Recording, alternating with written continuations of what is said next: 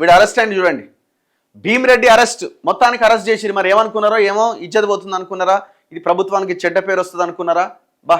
ACB కార్యాలయంలో భీమిరెడ్డి అట. మొత్తం అసలు బాస్ ఈయన అర్థం కాకుంటున్నది కదా ఇది చూస్తుంటే. ఏదో ఆయన సుట్టప్ సూపుగా వచ్చినట్టున్నది. 300 కోట్ల అక్రమాస్తుల కేసులో కీలకంగా మారిన డిఎస్పీ డైరీ, ప్రస్తుత మాజీ అధికారులతో లావాదేవీలు ఉన్నాయట. అందుకే వాడు అరెస్ట్ కాలే. ఫస్ట్ అక్రమాస్తులు ఉన్నాయని గుర్తించిన తర్వాత తీవ్ర అస్వస్థతతో ఉన్నాడు, ఆయన హెల్త్ బాగాలేదని చెప్పి వదిలేసారు. తీవ్ర అస్వస్థతతో ఉన్న ఏసీబీ ఏం చేస్తుందంటే మెజిస్ట్రేట్ ముందు, కోర్టు ముందు ప్రవేశపెట్టి కోర్టు ఆధ్వర్యంలో మెడికల్ దానికి పంపిస్తాం. అంటే జైలు అధికారులే తీసుకుపోయి డాక్టర్ దగ్గర తీసుకుపోతారు హాస్పిటల్కి. కానీ వీళ్ళు ఏం చేశారు, ఒక నోటీస్ ఇచ్చి వదిలేసారు, మేము మళ్ళీ విచారణకు పిలుస్తామని. ఎందుకు వదిలేశారు అనేది పెద్ద చర్చ అయింది 2 రోజుల పాటు. కట్ చేస్తే నిన్న అరెస్ట్ చేశారు.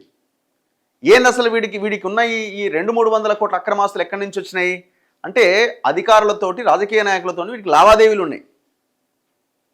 సో అసలు కర్ణాటకలో ఉన్న 44 ఎకరాలు, కర్ణాటక బెంగళూరు ఎయిర్పోర్ట్ పక్కన ఉన్న ఎకరము, ఇక్కడ ఆయన ఉన్న 8 కోట్ల విల్లా, ఇవన్నీ ఆయన డిఎస్పీగా ఉండి సంపాదించడానికి అంటే ఎంత లంచం తీసుకున్నా, ఇప్పుడు ఏదో ఇరిగేషన్ ఆఫీసరో లేకపోతే ఇంకెవడో అయితే అంత పెద్ద మొత్తంలో అమౌంట్ వస్తుంది లంచాలు తీసుకుంటే, ఇంకో రకంగా పర్మిషన్లు ఇస్తే. కానీ ఈయనకున్న పోస్ట్గా సంపాదించిన దానికి సంబంధం లేదు. అంటే ఎవడో ఈ భీమిరెడ్డిని బినామీగా పెట్టుకున్నాడు అన్న వార్తలు వస్తున్నాయి. ప్రస్తుత మాజీ అధికారులతో లావాదేవీలు ఉన్నాయట. అంటే పోలీస్ బాసులే ఉన్నారా లేకపోతే ఇంకెవరైనా ఉన్నారా? రాజకీయ నాయకులతోనూ కలిసి డీల్స్ చేసిండట. బినామీల్లో కీలకంగా ఒక హోంగార్డు ఉన్నాడట. ఆస్తులు, బినామీల లెక్క తేల్చే పనిలో ఏసీబీ.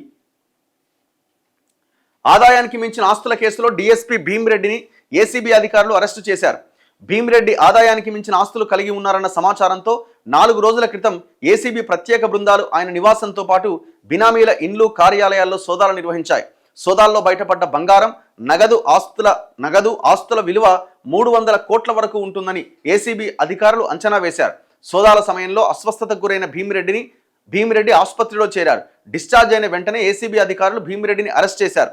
ఏసీబీ సోదాలు, అస్వస్థత, ఆసుపత్రిలో చేరిక, భీమిరెడ్డికి ఉన్న నెట్వర్క్ నేపథ్యంలో ఆయన అరెస్టు పైన రకరకాల ఊహాగానాలు చెలరేగినాయి. ఎట్టకేలు ఏసీబీ అధికారులు అతన్ని అరెస్ట్ చేసిరట.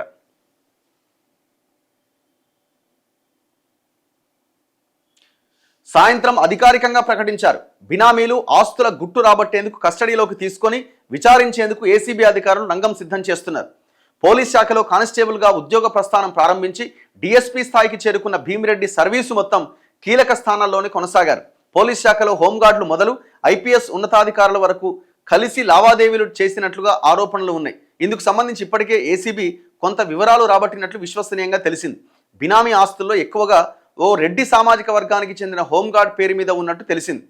సోదాల సమయంలో బయటపడ్డ నోట్ల కట్టలు, ఆభరణాల గుట్టలతో పాటు ఓ డైరీని కూడా ఏసీబీ అధికారులు స్వాధీనం చేసుకున్నారు. ఆ డైరీలో ఆస్తులు, కుటుంబ సభ్యులకు పంపకాల వివరాలతో పాటు పోలీస్ శాఖలో ఉన్నతాధికారులతో తాను చేసిన లావాదేవీలకు సంబంధించిన కొంత సమాచారం పొందుపరిచినట్టు తెలిసింది. డైరీలో ఉన్న సమాచారం ఆధారంగా ఏసీబీ అధికారులు మొత్తం వివరాలు ఆరా తీసే పనిలో నిమగ్నమయ్యారు. సీనియర్ అధికారుల్లో ప్రస్తుతం సర్వీసులో ఉన్న వారితో పాటు పదవీ విరమణ చేసిన ఒకరిద్దరు ఉన్నట్టు ప్రచారం జరుగుతోంది. పోలీస్ శాఖలోనే కాకుండా కొందరు రాజకీయ నాయకులతో కలిసి భీమిరెడ్డి ఎక్కువగా సివిల్ వ్యవహారాలు చక్కబెట్టారు. వారందరిపైన ఏసీబీ దృష్టి పెట్టింది. స్వాధీనం చేసుకున్న సెల్ ఫోన్, ల్యాప్టాప్ను సాంకేతికంగా పరిశీలించిన తర్వాత భీమిరెడ్డితో అంటకాగిన ఇద్దరు ఖద్దరు ముఖ్యులకు నోటీసులు జారీ చేసి విచారించేందుకు ఏసీబీ సిద్ధమవుతున్నదట. ఇది అయ్యే పనేనా? ఇది ఇప్పుడున్న పోలీస్ అధికారులు బాసులని విచారించేటువంటి అవకాశం ఉందా? ఆయన అరెస్ట్ చేయకపోవడానికి రీజనే అదే అన్నప్పుడు ఇంకా వాళ్ళని విచారిస్తారా?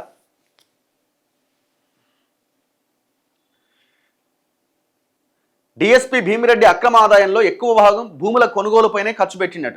ప్రధానంగా కర్ణాటకలో భూముల కొనుగోలు సమయంలో చెల్లింపులపైన ఏసీబీ దృష్టి పెట్టింది. కర్ణాటక భూములకు సంబంధించి నగదు చెల్లింపులు, ఎవరి పేరు మీద రిజిస్ట్రేషన్ జరిగింది అంశాలపైన అక్కడ రిజిస్ట్రేషన్ శాఖ అధికారులతో ఏసీబీ సమాచారం సేకరించే పనిలో నిమగ్నమైంది. ఆదాయపు పన్ను చెల్లింపులు, బ్యాంకు ఖాతాలు, లాకర్లు, ఇతర ఆర్థిక లావాదేవీలు అన్నింటిపైన ఏసీబీ ప్రత్యేక బృందాలు ఆరా తీస్తున్నాయట.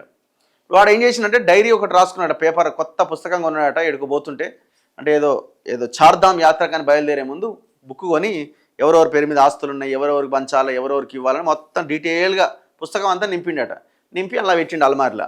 ఏసీబీ వచ్చింది, చక్కగా అదే పుస్తకం తీసింది, ఓపెన్ చేస్తే అన్నీ బయటకు వచ్చినాయి. మరి చూడాలి మరి ఏం అరెస్ట్ తర్వాత ఏం పరిస్థితి.